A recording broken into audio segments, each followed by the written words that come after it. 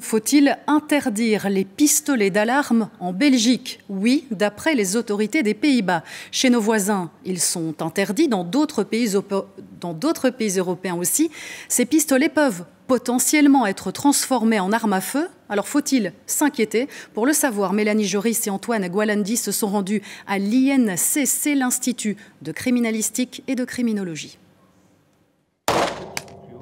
Ce pistolet d'alarme émet une détonation. C'est d'ailleurs à cela qu'il sert, aucun projectile mortel. Celui-ci lui ressemble comme deux gouttes d'eau, mais il a été modifié pour tuer. Et donc voilà, c'est un alarme transformé en 9 mm court. La sensation est très proche d'un original qui correspondrait à ce calibre-là. Et qui est bien entendu devenu létal. Pour éviter qu'il ne soit transformé, un pistolet d'alarme doit répondre à des règles bien précises.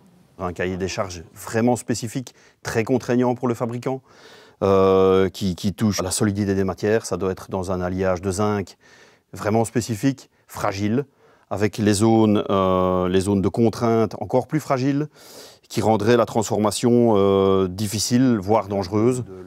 Problème, les modèles étrangers sont eux produits différemment. Sans grands moyens, ils peuvent être trafiqués pour tirer de véritables munitions. C'est sûr qu'il faut certaines connaissances pour pouvoir justement modifier le pistolet d'alarme. Après, si on a l'équipement, c'est possible. Et justement, pour le faire, il va falloir justement utiliser des outils rudimentaires pour venir justement modifier au niveau de la carcasse et au niveau du canon. Pour cet expert, il est important d'agir pour enrayer un cercle de violence. Un des grands dangers, c'est que les jeunes criminels qui ont maintenant accès à ces armes, ils utilisent ces armes beaucoup plus souvent que le grand criminel.